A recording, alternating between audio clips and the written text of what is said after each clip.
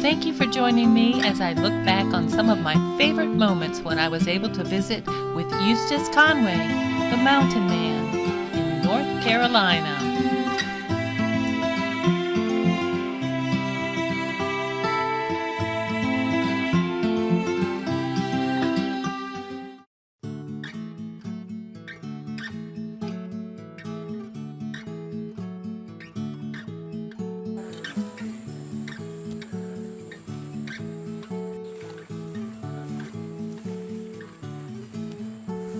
Okay, the horses are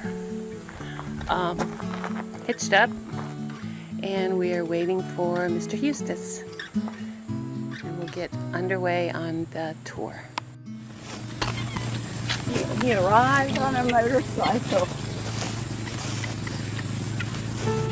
He's on a motorcycle.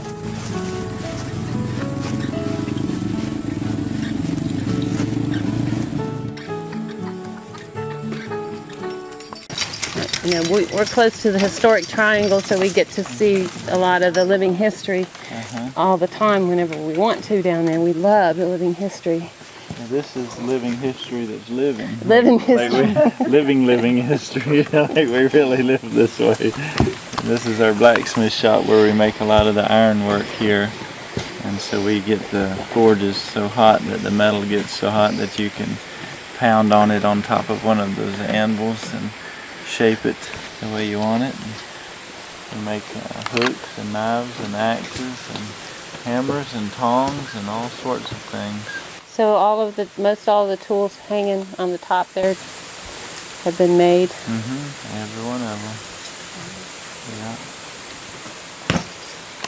And that's the log cabin that we're building, teaching how to make the cabin notches and select the trees and hew them down to the common thickness.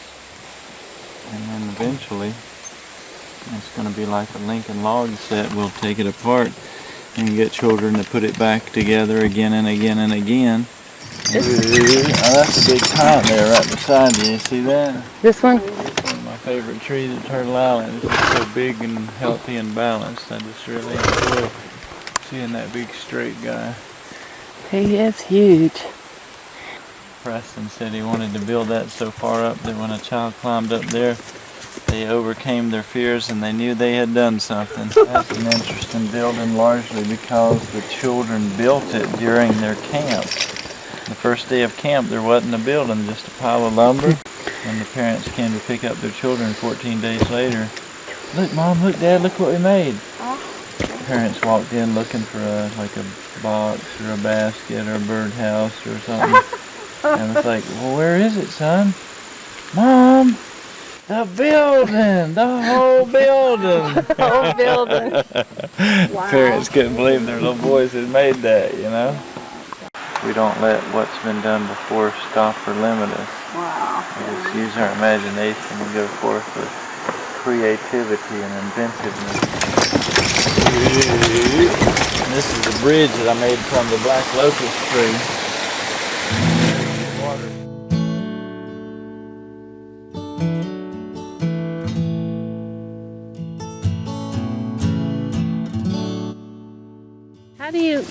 How do you tell about the weather? Some of it's intuitive and you just look and feel. There's a lot of senses that because I live outside all the time, I'm more in tune with it. Like berry, and you can make cough syrup out of that. Out of the bark? Inner bark, yeah. The inner bark. That's what Creo Motion for Children is made out of. And about when I was pointing out that tulip poplar bark is also used for covering a building. Yeah. So it's not just for baskets, but also for siding for a house. And this is a little tiny house. That's a bigger one right over there. It's one that we rent out to folks, and it has bark on the cover of it as well.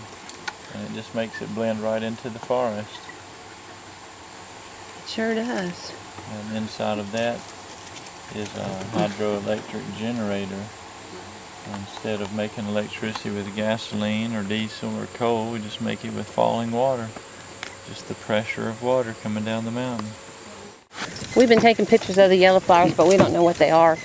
We call it stickweed, and it's the common name. Stickweed. It's something that the animals, our goats and horses, cows, nothing eats it. Nothing eats it? Nothing. What's it good for? We use it for wiping with once in a while. Stickweed? That don't sound good though. Sort of. And I actually made that one. That's a man-made waterfall. Make a little pool. And you put rocks or a log across the stream, then when it floods, the water will pour over the top and it will actually dig out a perpetuating hole just below it. It creates trout habitat and a nice little deep pool, and I think over the years that'll even dig it out deeper and make more of a pool there. Love the swings. They're great, aren't they? Yes.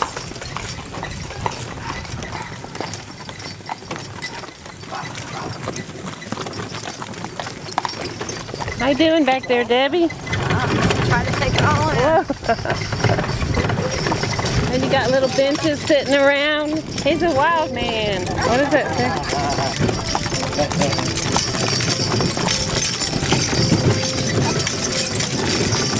Got a nice breeze going on. Oh, That's the mountain laurel. But the odd thing is, the mountain people have their own names for these plants and many other things. They call the rhododendron laurel, and they call the mountain laurel ivy. Ivy. So you have to learn a whole nother language if you want to be able to talk to the traditional folks of the region. And they call the magnolia, they call that cucumber. wow, okay. You got your whole language here. Every different thing has its own words, you know. It's changed so much, even during my lifetime. Just seems like 15 years ago, most of the last of the breed. There's still a few old timers out there, but basically 15 years ago, it seemed like the last of that generation, the integrity of that old generation. Now, if you find one of those old people, like I know a woman over on Meat Camp, and she's of that ilk, but she's one of the last one of that type, you know. But when she was younger, everybody was that way. Changed a lot.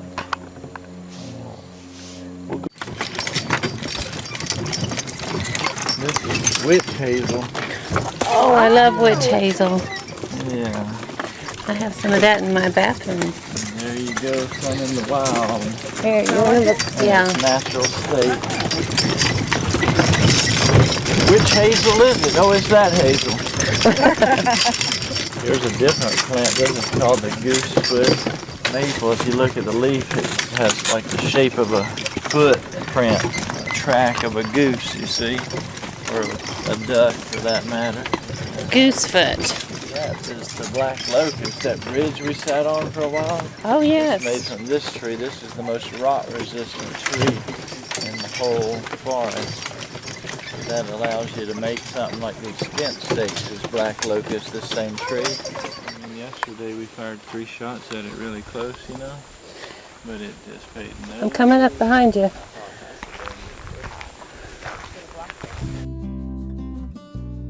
It's like the dance of nature and how successful and understanding you can be with and of that dance.